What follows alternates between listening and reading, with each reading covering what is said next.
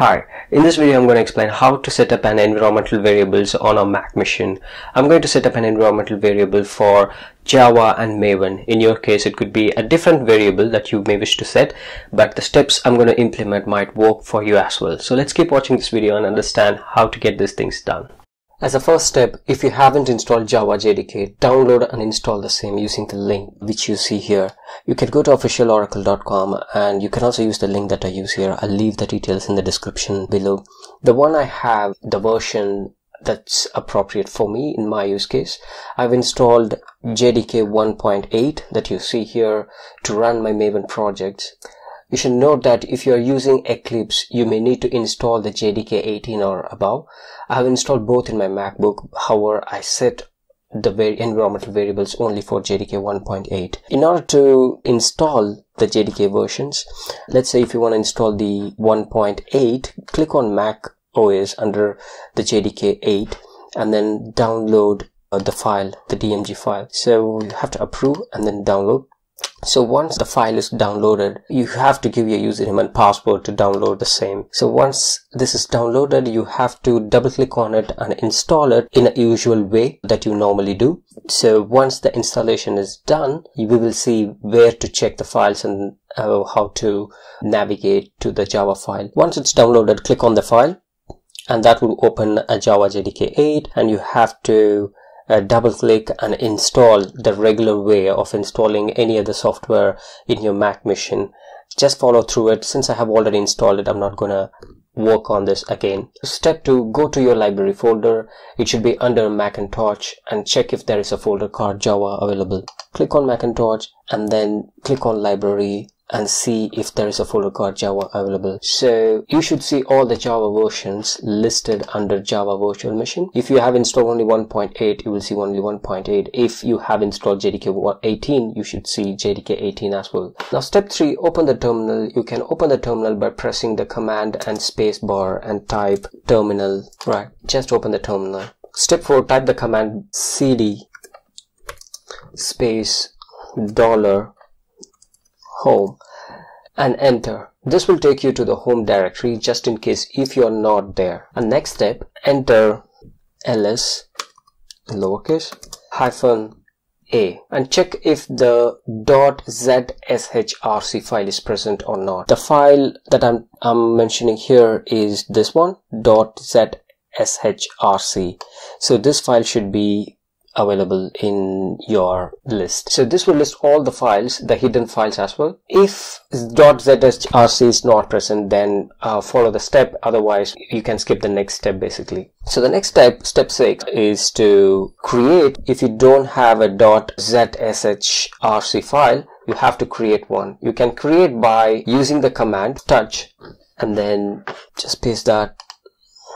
Just copy the command I put in the description and hit enter, and that would create you the file. Now if you type ls space -a, you should see the .zshrc file. Now we're gonna open that file and see if there is a file that is opening in a new notepad. In order to open that, type open -e.zshrc and hit enter, and that will open you the file. In your case this will be blank, but for me I have added the Java home and Maven home already. So as a next step, step 8, if you follow through the documents, my Medium blog, I have written in a stepwise. In this step you have to add the Java home environment variable like the one you see on the screen here. Just replace your home page for JDK with yours, and then you leave the second one as it is. So in order to find that on your library, just go here and then click on the JDK contents and then home. You need to copy this path. In order to copy that, press option right click and that will give you the path. Just copy that and place it over there. So once this is done, save the file. Let me go back here, go to file and click on save, or you can use command and S to save the file. So once this is saved, you can close the terminal. You can open a new terminal, and here type java space -version and that should give you the version that you set as an environmental variable. And to add to that, to double check the environmental variable you added. It should show you the JDK home path.